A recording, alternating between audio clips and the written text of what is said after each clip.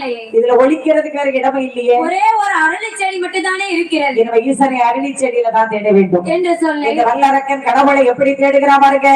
எப்படி அம்மா அவன் வேறு வேறாய் தேடுவானா நல்லோனை கடலையே தேடுவானா ஈசனை தகலையே மாயமோ தேடமோ மாயமோ தெரியலையே கடவுளை தேடினான் வல்லரக்கன். அரளி செடி பார்த்தான். வேறு வேறாக தேடி பார்த்தான் வல்லரக்கன்கள் விமலோனை காணவில்லை. இலை இலையாக தேடினான் ஈசனை காணவில்லை. வல்லரக்கோரும் அரளி பூமி மட்டும் பார்க்கவில்லை. இந்த பூவுக்குள்ளையா சிவபெருமான் இருக்க போகிறார். பூவை பார்த்திருப்பானே ஆனால் ஈசனை கண்டுகொள்வான். கூட்டு வரவை கொண்டு நீட்டி இருப்பான். ஈசனை கொண்டு இருப்பார். அந்த இடத்திலே கடவுளை கொண்டிருப்பான். சரி கடவுளை தேடி விட்டு ஆலமரத்தினுடைய நிலையிலே அமர்ந்திருக்கிறார் வல்லரக்கன். அங்கே வரப்படி இருக்கும் போது பார்வதி வனத்திலே தனியாக தவிக்க விட்டு சென்று விட்டார் சிவபெருமான். பார்வதி அண்ணனாகிய கண்ணனை அழைக்கிறார். எப்படி அம்மா அழைக்கிறார்? அப்போது பார்வதி அண்ணனை எப்படி அழைக்கிறாள் பாருங்க. சிவனே நல்ல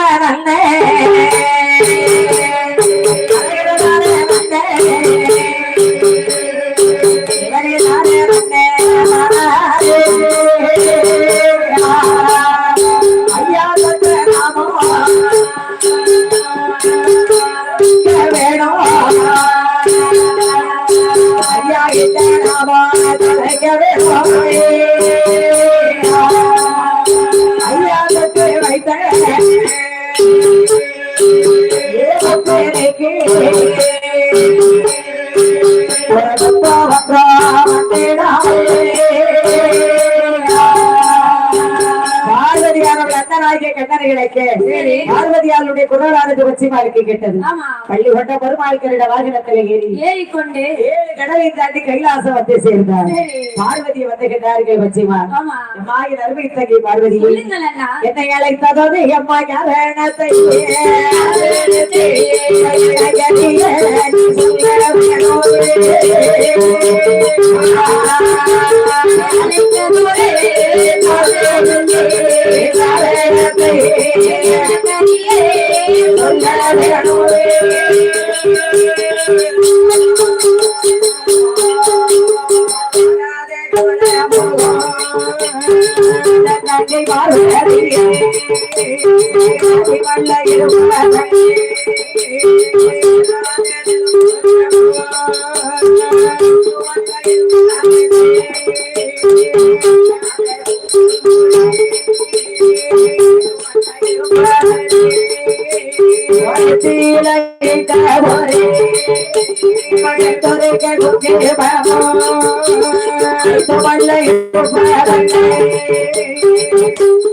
அருமை தங்கை பார்வதியை அண்ணனாகிய கண்ணனை கைலாசத்திற்கு அழைத்த காரணம் எதற்காக தங்கை பார்வதி அண்ணனை அழைத்தார்? முகையே வாட்டத்தோடு இருக்கிறது. எதற்காகமா இந்த எனக்கு என்ன கவலை?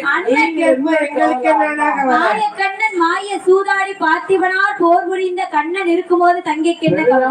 முகம் வாடி இருக்கு. எனக்கு ஒரு சின்ன கவலை. என்ன கவலைமா? எனக்கு என்ன மனக்கவலை? ஏன் கவலைப்படுங்க? என்ன கவலை? அண்ணா என்ன கவலைன்னு யாரும் சொல்ல முடியுமா? எப்படியம்மா முடியும்? நம்ம உடம்ப பார்த்து யாரும் சொல்ல முடியுமா? எப்பேற்பட்ட கவலையில் இருந்தாலும் வேலைக்கு வந்தா கவலையே பேரும். அது பறந்து பேரும். பச்சா பறந்து பேரும். எரிந்திட்ட மாதிரி இப்ப எனக்கு பார்வதிக்கு என்ன கவலை? என்னன்னா கவலை எனக்கு? அதாவது வேற ஒன்றும் அல்லண்ணா. என்னுடைய கணவராகிய சிவபெருமான் வல்லரக்கன் என்று ஒரு அரக்கன் வந்து தூண்டு வரல வந்து வரத்தை கேட்டான்.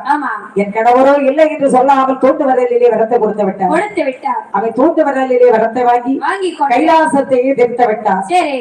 என் கணவர் ஈசன் எங்கு போனாரோ எனக்கு தெரியாதுன்னா பெருமான் கைலாசத்திலே உள்ள 33 கோடி தேவாதி தேவுக்களை எல்லாம் பசுக்களாக்கி வைத்தார். அதுல பார்வதி ஒரு பசுவாக்கிறார். ஆடுவாடி வைக்கக்கூடிய ஆகியர்களோ தோட்டலை போல் வடிவம் கொண்டு கப்பகி ஆற்ற கரையிலே வந்த கண்ணன் பாடினார் பலராக பட்ட மரம் தாட்டலிருக்க பெருமாள் குழலை எடுத்து பாடுகிறார். காற்றடிக்கவில்லை, மழையும் பொழியவில்லை. இந்த சமயத்திலே கிருஷ்ணனுடைய பாட்டுக்கு தகுந்தாற் போல் ஒரு அரளி செடி அசைந்து கொண்டிருக்கிறது. அரளி பூக்குள்ள இருக்கக்கூடிய ஈசனுக்கு கிருஷ்ணனுடைய பாட்டை கேட்டோடனே ஆட்டம் வந்துருச்சு. வைத்தரா வாங்க வாங்க ஐயா வாங்க.